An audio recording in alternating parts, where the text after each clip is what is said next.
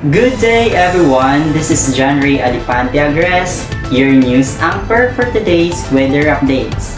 Today, we'll be talking about ITCZ. Are you familiar with the term ITCZ? Kung hindi pa, halina't ating alamin kung ano ito at bakit ito mahalaga sa ating weather system. Watch closely at sabay-sabay nating panoorin ito. Ang ITCZ or Intertropical Convergence Zones ay isang imaginary line kung saan nagsasalubong ang dalawang magkaibang hangin. Ang isa ay nagmumula sa Northern Hemisphere at yung isa naman ay mula sa Southern Hemisphere.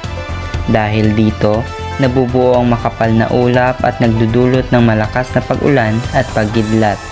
At kapag tuloy-tuloy ang pag-ulan, maaaring maranasan ang pagbaha sa mga mabababang lugar o pagguho ng lupa sa mga bulubunduking lugar. Ang ITCZ ay tinatawag ding breeding ground of low pressure area. Ibig sabihin, dito kadalasang nabubuo ang mga sama ng panahon o weather disturbance. Now that we know what ITCZ is and why it's important, this time, let's take a look at today's weather updates. Please watch this.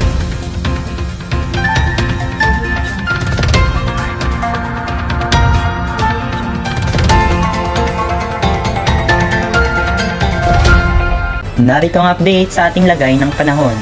Sa kasalukuyan, wala namang epekto sa atin ang southwest monsoon or ang hanging habagat. Intertropical Convergence Zone or ITCZ ang umiiral na weather system at nakakapekto sa Southern Luzon, Visayas at Mindanao. Ngayon pong hapon at mamayang gabi ay asahan ng kalat-kalat na pag-ulan sa bahagi ng Bicol Region, Calabarzon, dito po sa Metro Manila at sa buong Visayas, sa Caraga, Northern Mindanao at Zamboanga Peninsula. Magbantay po laban sa katamtaman hanggang sa malakas na pagbuhos ng ulan dahil posible po yung magdulot ng mga biglang pagbaha at pagguho ng lupa. Sa ibang bahagi po ng Luzon at ibang bahagi ng Mindanao ay asahan din pong di magtatagal ang mga pag-ulan ngayong hapon at mamayang gabi dulot ng thunderstorms. Bagamat medyo maulan po ang ating panahon and good news ay wala po tayong inaasahang pagbuo ng bagyo in the next 2 to 3 days sa loob ng Philippine Area of Responsibility.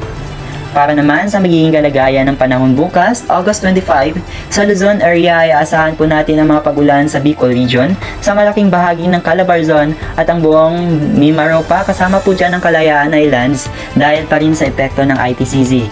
Muli po, ang ating paalala at maghanda laban sa mga posibleng pagbaha at pagguho ng lupa.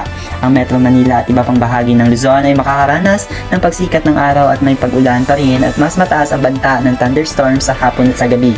Ang maximum temperature bukas sa Baguio City ay 24 degrees Celsius, samantala sa Kalayaan Islands, Puerto Princesa at Tagaytay ay 29 degrees Celsius. Dito naman po sa Metro Manila, sa Lawag at sa Legazpi City, 33 degrees Celsius at sa Tuguegarao ay aabot sa 34 degrees Celsius ang forecast maximum temperature. Maulan pa rin po ang aasahang panahon sa buong Visayas dahil pa rin sa epekto ng ITCZ. Muli ang posibilidad sa pagbaha at pagguho ng lupa ay meron pa rin pong chance. Samantala, ang buong Mindanao naman ay makakaranas naman ng pagsikat ng araw bukas, meron din pong pag-uulap at of course, mataas pa rin pong pagbanta ng thunderstorm sa hapon at sa gabi. Ang forecast maximum temperature bukas sa Cebu, Iloilo, Tacloban ay 31 degrees Celsius. Samantalang sa Cagayan de Oro ay 33 degrees Celsius at sa Davao at Zamboanga City ay 34 degrees Celsius. Para naman po sa kalagayan ng ating mga karagatan, malaya pa rin pong magpalaot ang ating mga kababayang mangingisda at yung may mga maliliit na sasakyang pandagat dahil wala po tayong inaasahang mataas na alon. Magiging banayad hanggang sa katamtamang kalagayan ng mga karagatan sa buong palibot ng ating bansa. At tingnan natin ang magiging kalagayan ng panahon sa mga pangunahing lungsod ng ating bansa. Thursday hanggang Saturday, August 26 to 28 sa Baguio City at sa Metro Manila ay sisilip pa rin po ang haring araw at ang thunderstorms. Ang banta po ay mas mataas ang chance sa hapon at sa gabi. Ang forecast maximum temperature sa Baguio City ay 24 to 25 degrees Celsius at sa Metro Manila ay 33 degrees Celsius. Samantala sa Legazpi City at sa Cebu City ay magiging maulan ang panahon sa Thursday at sa Friday dahil patuloy din po ang epekto ng ITCZ. Muli po, kailangang paghandaan ang katamtaman hanggang sa malakas na pagbuhos ng ulan, posibleng magdulot ng biglang pagbaha at pagguho ng lupa. Saturday for both Legazpi at Cebu City ay sisikat po ang araw. May banta lamang po ng thunderstorm sa hapon at sa gabi. 30 degrees Celsius ang forecast maximum temperature sa Cebu City. Sa Davao City, Thursday and Saturday, maulap po ang kalangitan. May mga kalat-kalat na pag-ulan dulot ng ITCZ. Friday, sisikat ang araw. May banta lamang ng thunderstorm sa hapon at sa gabi.